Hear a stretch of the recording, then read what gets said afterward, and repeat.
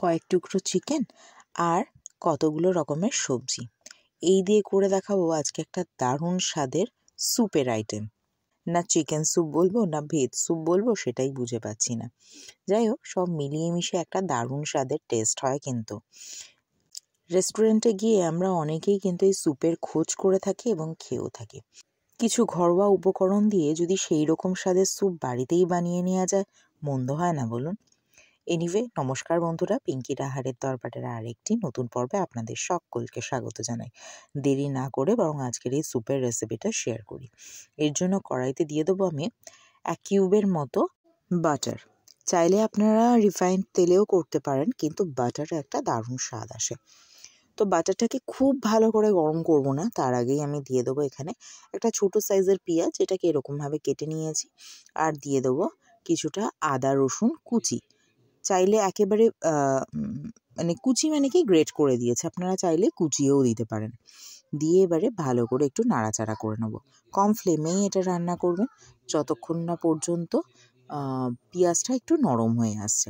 আচ্ছা, এই রকম চিকেন কার কার বাড়িতে থাকে বলুন তো? ধরুন বোনলেস চিকেন চাইছেন, বোন থেকে এরকম চিকেন বার করে করে নিয়েছেন, বোনগুলো এরকমভাবে পড়ে রয়েছে, থাকে কি না? যদি থাকে তাহলে এরকম করেই কিন্তু অনায়াসেই এরকম চিকেন স্যুপ বানিয়ে নিতে পারেন। এর দারুণ একটা গতি হয় কিন্তু। যাই হোক, ওই রকম চিকেন দেখলেন সেটা দিয়ে দিলাম। আর একটা মিডিয়াম সাইজের গাজর, যেটাকে এরকম ছোট ছোট টুকরো করে কেটে নিয়েছি, সেটা দিয়ে দিয়েছি। দিয়ে এবারে ভালো করে নাড়াচাড়া করব। এরপরে আমি দিয়ে দেবো এখানে স্বাদ মতো নুন, দিয়েও এবারে ভালো করে নাড়াচাড়া করে নেব। বিশেষ কিছু তো দেওয়ার নেই, কিন্তু বিশেষ কিছু না দেওয়ার থাকলেও এটা দারুণ খেতে হয়। আর দিয়ে দেবো এখানে 1 টেবিল চামচের মতো ভিনিগার। দিয়ে দেবো এখানে 1 চামচের মতো সয়া সস। যদি ডার্ক সয়া সস হয় তাহলে এটা একটু কম করে দিতে হবে, আর না হলে এরকম 1 টেবিল চামচের একটু কম আমি দিয়ে দিয়েছি। দিয়ে এবারে ভালো করে নাড়াচাড়া করব। চিকেনগুলো হতে কিন্তু খুব একটা বেশি সময় লাগে না। দেখুন এখনই অনেকটা বেশি নরম হয়ে গেছে। দিয়ে দেবো আমি এখানে একটুখানি বিনস। যদি দেখেন যে সবজি অল্প অল্প করে পড়ে রয়েছে বাড়িতে, তাহলে কিন্তু ইজিলি এটা করে নিতে পারেন। আর যদি দেখেন যে অনেক সবজি রয়েছে, তার এটা সঠিক ব্যবহারও করতে পারেন। দিয়ে দিলাম আমি এখানে অল্প করে একটু ক্যাপসিকাম কুচি। আপনারা চাইলে কিন্তু এখানে বাঁধাকপিটাও অল্প একটু কেটে দিয়ে দিতে পারেন, কিন্তু আমি আর দিইনি, কেননা আমাদের বাড়িতে অ্যাভেলেবেল ছিল না। আচ্ছা, আমি এখানে কাঁচা লঙ্কা ব্যবহার করব না, তার বদলে যতটুকু ঝালের প্রয়োজন আর স্বাদের প্রয়োজন তার জন্য দিয়ে দেবো এখানে গোলমরিচের গুঁড়ো। আমি এখানে 1 টিস্পুনের মতো ব্যবহার করেছি, আপনারা আপনাদের স্বাদ মতো দেবেন। আর দিয়ে দিলাম এখানে 1/2 কাপের মতো সুইট কর্ন। এইটা দিলে কিন্তু অনবদ্য একটা টেস্ট আসে।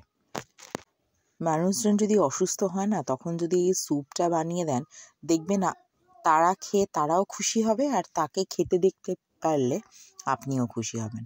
আচ্ছা, আমি এখানে দিয়ে দিলাম জল। যদি এটা ফাইনাল জল না, আরও কিছুটা জল আমি অ্যাড করে দেবো। আর অপর দিকে আমি কিছুটা কর্নফ্লাওয়ার, 1 টেবিল চামচের মতো কর্নফ্লাওয়ার গুলে রেখে দিয়েছি। সেটা আর দেখাইনি, তো সেই কর্নফ্লাওয়ারটা গুলে রেখে দিয়েছি, সেটাও দিয়ে দেবো। তবে ঝোলটা পর্যাপ্ত পরিমাণে দিয়ে দিই, একটু বেশি পরিমাণেই দিলাম, যেহেতু স্যুপ বলে কথা। যদি ঝোলই না থাকে তাহলে আর কী খাবো বলুন? ঝোলটা যখন স্যুপটা যখন ফুটে আসবে, তখন এই কর্নফ্লাওয়ার গোলাটা আমি দিয়ে দেবো। এর মধ্যে আমি কর্নফ্লাওয়ারটা গুলে রেখেছিলাম, তার মধ্যে একটুখানি কিন্তু গোলমরিচের গুঁড়ো দিয়েছি। ব্যাস, স্যুপ কিন্তু আমার অলমোস্ট রেডি। এবার খুব ভালো করে ফুটে আসলেই আমি গরম গরম সার্ভ করব। আজকের সাধারণ এই স্যুপের রেসিপিটা আপনাদের কেমন লাগলো অবশ্যই করে কিন্তু জানাবেন। যদি ভালো লেগে থাকে তাহলে কিন্তু একটা লাইক করতে ভুলবেন না প্লিজ। আর প্লিজ আমার চ্যানেলটিকে সাবস্ক্রাইব করুন এবং পাশে থাকা বেল আইকনে ক্লিক করুন, যাতে নোটিফিকেশনটা সবার আগে আপনার কাছে পৌঁছায়। আর যদি ফেসবুক থেকে দেখেন তাহলে না একটা ফলো করে দেবেন। নামানোর আগে অল্প একটু বিট নুন দিয়ে দিলাম, একেবারে টেস্ট অনুযায়ী বিট নুন দিয়ে দিলাম। দিয়ে এবার দারুণ করে সুন্দর করে একটু মিক্স করে নেবো, নিয়ে এটাকে স্ট্যান্ডিং টাইমে দিয়ে দেবো। তবে ফিনিশিং টাচটা যে এখনও বাকি, এখানে একটুখানি বাটারের কিউব দিয়ে দিলাম। একটা গোটা বাটারের যে কিউবগুলো পাওয়া যায়, সেখান থেকে কিছুটা বাটারের কিউব আমি এর মধ্যে দিয়ে দিলাম।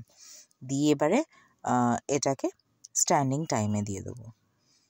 খুব সহজেই কিন্তু তৈরি হয়ে যায়, একেবারেই রেস্টুরেন্টের মতো স্যুপ। চাইলে কিন্তু একবার ট্রাই করতে পারেন, করে অবশ্যই করে কিন্তু আমাকে জানাতে পারেন। তাহলে আজকের মতো আসি, অন্য কোনো দিন অন্য কোনো রান্নাকে সঙ্গে নিয়ে আবার হাজির হব। ভালো থাকবেন, সুস্থ থাকবেন। ভিডিওটি দেখার জন্য ধন্যবাদ।